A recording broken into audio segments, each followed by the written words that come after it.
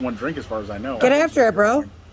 I think she's been drinking. Oh, she knows she mad when she calls I you think bro. she had more when she was. I think she did too. She probably had an edible. Oh, shit.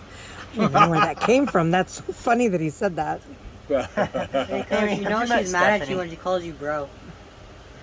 It's all about the government. It's all about government dictating what's good and what's bad. It's all about the government telling you what you can have and what you can't have, what you can own and what you can't. No, own, I'm and talking about in the regulation. classroom. In the classroom, Diversity. it's always been. It has always been the teacher has their agenda in their classroom. When I was a history teacher, I had my agenda in my classroom. What was my agenda? My agenda was teaching Hispanic kids that they belong in a community and trying to get them to assimilate in that community. That was my agenda. That was my pure agenda. I didn't give two fucks if they learned American history. It didn't affect them. How did American history affect them? It really didn't.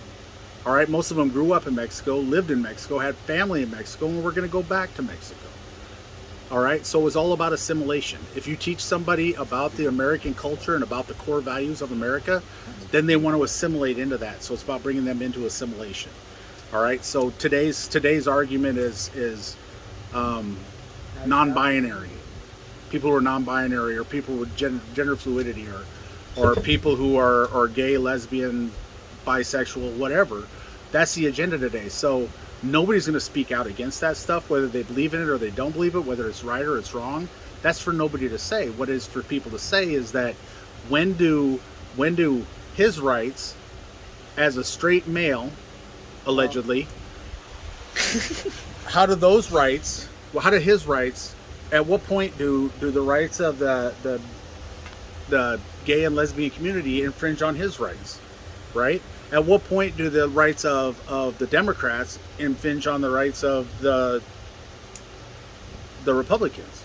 At what point do the rights of the females infringe on the rights of the males, or vice versa? At what point? At what point? And nobody is brave enough, nobody is secure enough in themselves to draw that line, because the law dictates that they can't draw that line. The law dictates that you've got to follow this path because it's politically correct. You got to follow this path because it's politically correct, and you can't speak out against this organization because it's incorrect and it's not the way the current